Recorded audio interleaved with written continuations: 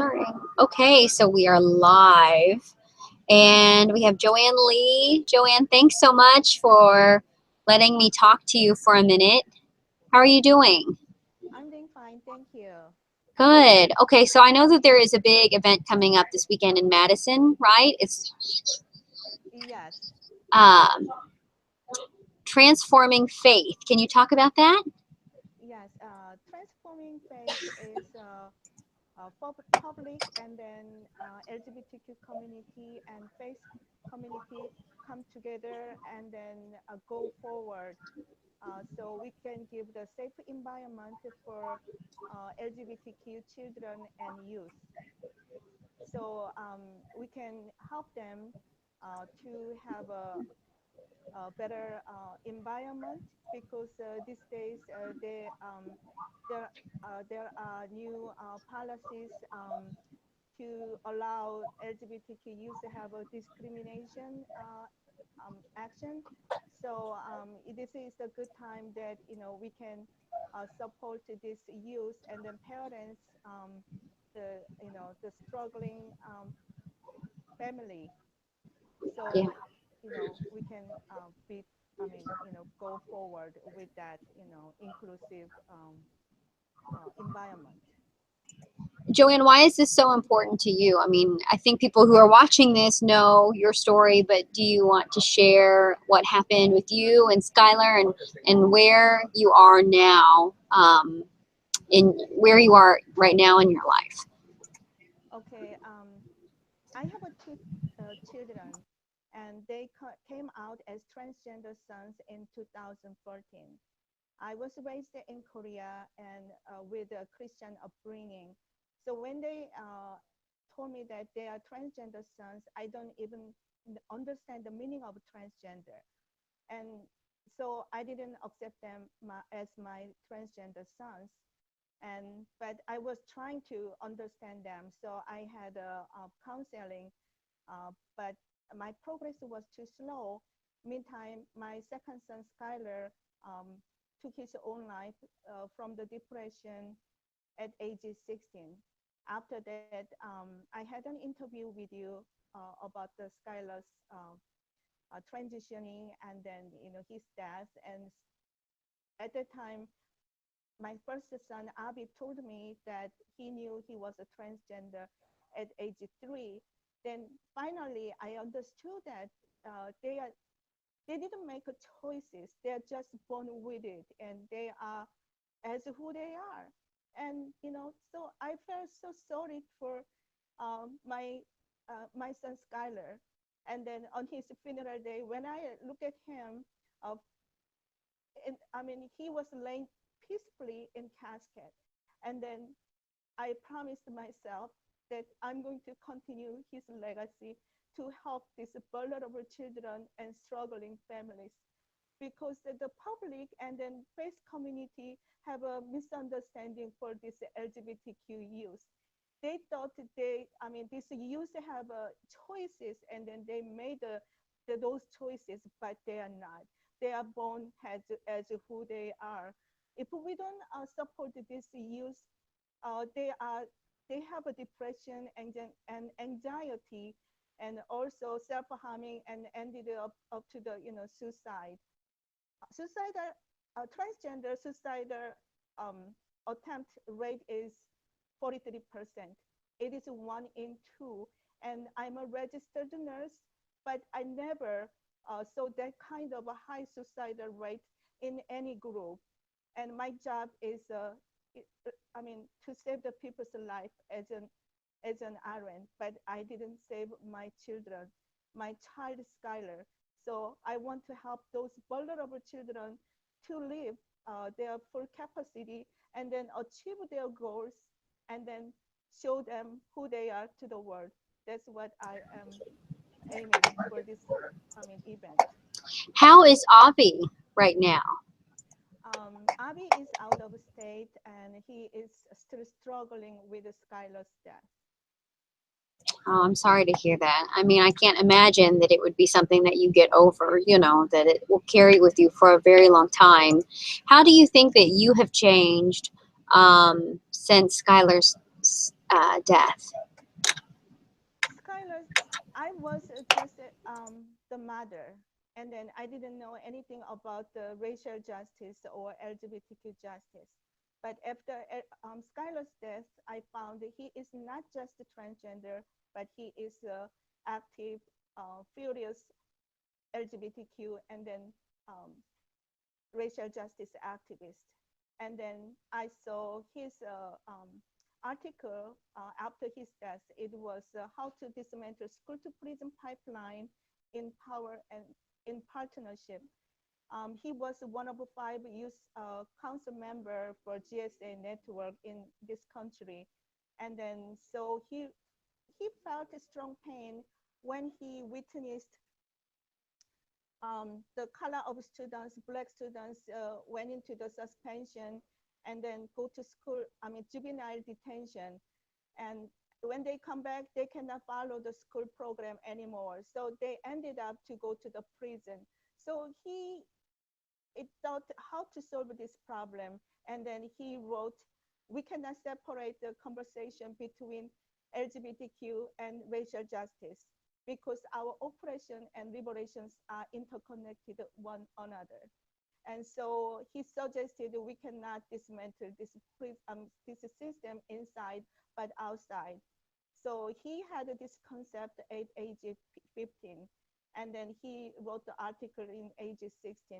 Now, Black Lives Matter support the LGBTQ community, and LGBTQ community has Black Lives Matter. So Black Lives Matter is LGBTQ justice. LGBTQ justice is Black Lives Matter. The intersectionality of it all is what you're Yeah. saying. Okay. So this event, tell me a little bit about it. You're expecting what, 100 people at this event? Is this an event that you coordinated or that you're just showing up to? Like, how did it all come about? Well, I had this vision, and then I shared this thought with Z. Hawkins. Z. Hawkins is a grassroots organizer in Madison area, and we talking about it. And then so he helped me to this dream to accomplish. So we are co-hosting this together. Wow. And then who's going to attend? Do you already have people who are registered? Yes, we are looking for now 50 people, but we are looking for other unregistered people is going to come. So we are looking for about 100 people, and then so the speakers are great. We have Lisbeth from Human Rights Campaign. She is a religion and faith program director. And also we have a pastor coming from LA. His name is Danilo Cortez. And he was the one who was kicked out from the Southern Baptist Church. They are very conservative. And his son came out as gay son. And so he came out to this church, and then so his church is split, and then before he quit the Southern Baptist Church, he issued the first and last gay marriage certificate from the Southern Baptist Church. Now he has his own church, and also we have a LGBTQ pastor from Milwaukee, Kate. And then so I am very excited. Also, there is a Reverend Mitchell from Madison area, very progressive and very supportive. So at the end of it, do you think that most people who are going maybe struggle with faith, or I don't know, do you think that people just want to go to meet like-minded people, or do you think that they are struggling with faith in this journey, maybe trying to figure out if their child is transgender and they can't make sense of it religious wise? I mean, who do you think will show up? Okay, before Skylar's death, he came to me several times and he was crying. He told me that my Christian upbringing made him transphobia and homophobia. I don't know what to tell him because my upbringing told me, not to listen to him. And I felt like when they came out, I felt ashamed. I was embarrassed. I felt like, I just don't know what to do. And then now, if I can go back to Skylar, I can tell him God loves him no matter what. That's why I thought, this is really needed for LGBTQ youth. Transgender gender is born as who they are, but as well as lesbian, gay, bisexual, queer children are the same. They didn't make these choices.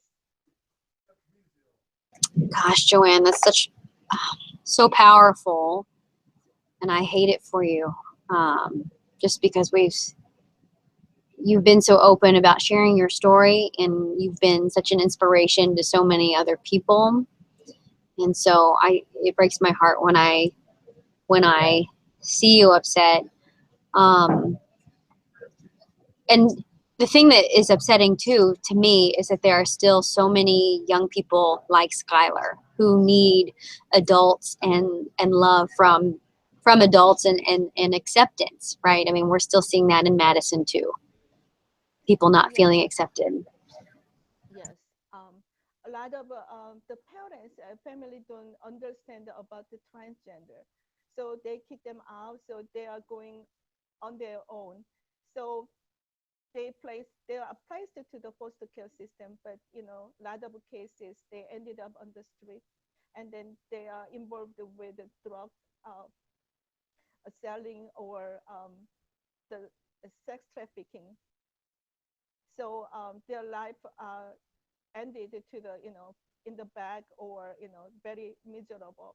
And then I wanted to ask public face community and their parents to look at their inside, not outside of their gender identity or sexual orientation.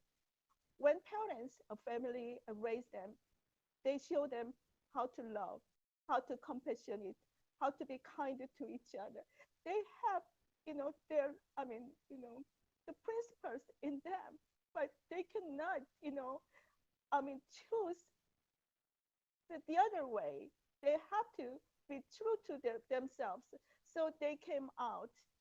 They tried to not to, but we cannot change them. So I want to, show this is the actual fact. So it's not family's, fault, or it is parents or children's fault. It is as who they are.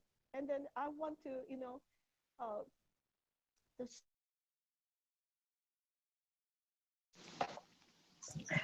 I'm sorry. Did we lose you? Sorry. No, no, Okay. I'm still here. Okay. Yeah, and to follow up with what you were saying, that there is no shame in it. So, Joanne, really quick, I want to screen share this Facebook page that you've created. So this event is Transforming Faith. It is Saturday, June 3rd, so we're just 2 days away from this interview. And it is at the First United Methodist Church in Madison. Do you want people to sign up on Facebook? Yes. Okay. If Or they could register, I guess, right here, right? This GSA network link. any place, Facebook and the GSA network, so we know how many people we are expecting. Okay. Oh, and you're providing lunch too, so it's a Yes, full day. Okay. I know. We provide breakfast, lunch, and snacks, and also children care too. Okay. Joanne, I really wish you the best of luck. I've really enjoy is not the right word, but I've really admired all of your work that you've done. And just you really do inspire a lot of families out there. And I think that you give um, just a lot of hope to people. And if I would do anything to bring Skylar back, and never have been able to tell that story, that you guys went through as a family, but I think that in the process, you've really impacted a lot more lives. So I don't know. I mean, it's hard to really put it into words, but I just thank you for all that you've done. You've really touched Thank a you lot of so people. much. Okay, so I'm going to end this interview right now, but sit tight for just 1 second. But I'm going to give you the link, and you can use it in your Facebook Thank you so link. much. Okay.